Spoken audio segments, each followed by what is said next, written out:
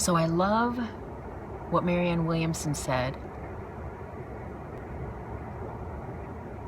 Free will is the ability to think whatever you wish. And I love that free will, I love to think about free will as the ability to think whatever you want, because it reminds me that I can change my mind about things. If I don't like the way a certain thought pattern makes me feel, or if I don't like seeing things a certain way in my life, I can change the way I think about them. I can place love there. I can choose to see with my higher eye, with my third eye, with my higher self, with my blueprint of self-mastery through my light body. Or not. I can see through the vision of the tar body, of the density and the gravity of the grids of this third dimension. But if I change my words, I'm changing my mind, I'm changing my inner frequencies, I'm changing the synaptic connections in my brain into how I've learned how to put certain sentences about how I believe things are in life together. This in turn changes my chemical responses, my emotional triggers and responses, and in turn changes the way the universe responds to me. You know, if you're frantic, you feel burned out and you're grouchy and tired and anxious, and you bring that energy out into the world, that's the day that you stub your toe, someone rear ends you, they don't have the mustard you want at the grocery store, whatever. It's just like you find there's continually things that bump into you to prove that what you're affirming is true. And we know this. So we change our mind about things. Instead of saying, I hate my body, right? We learn to place love there. We learn to say, you know, today I'm going to bless my body. I'm so grateful for my hands and for my toes and for my feet, and to feel this sunshine on my back.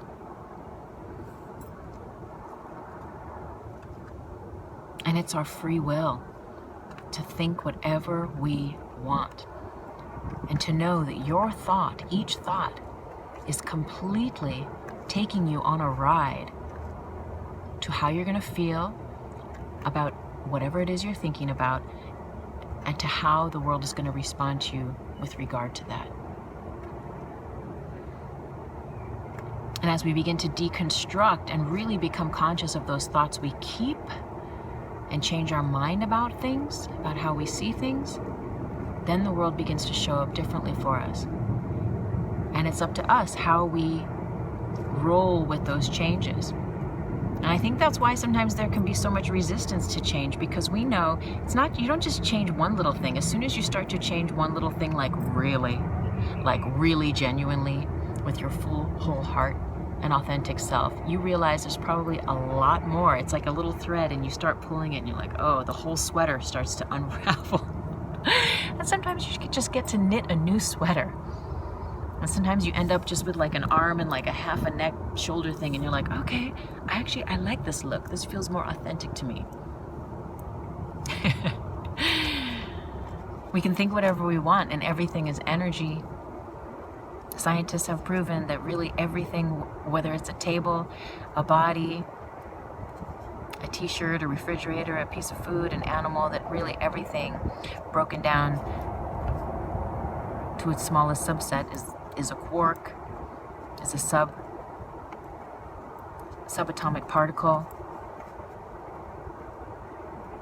And there's actually really nothing here at all. There's more space in between things than the space that is.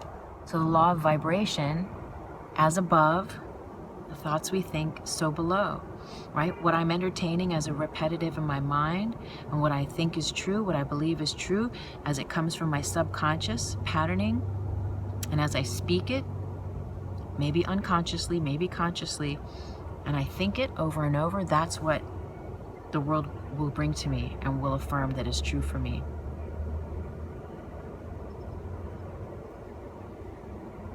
Everything is energy, and like attracts like. If everything is energy and like attracts like, what are the circumstances in your life right now?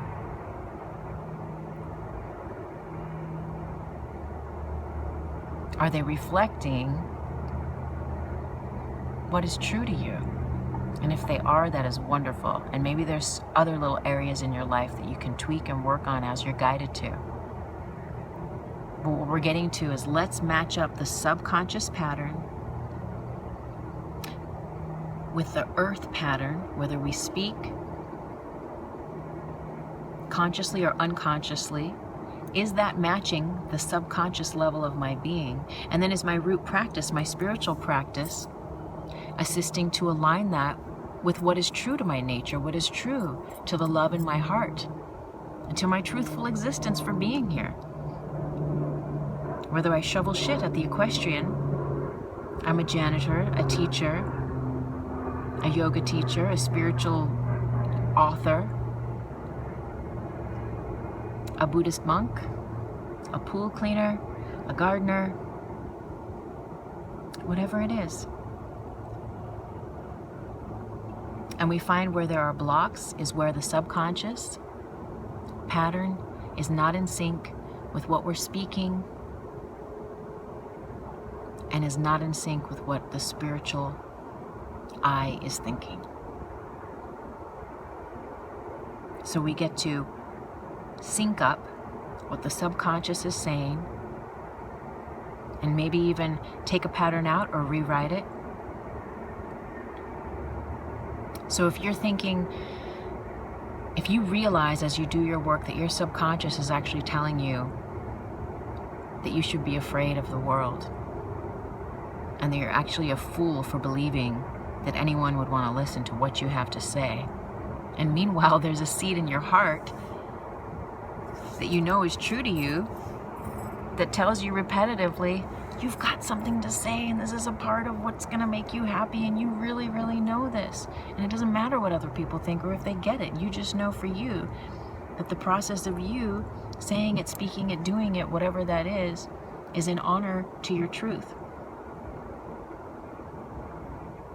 And if your subconscious is telling you, you're a fool for thinking that could be, and meanwhile, there's a part of you that's like, no, but I'm writing my books, I'm doing this, but you keep bumping into resistance.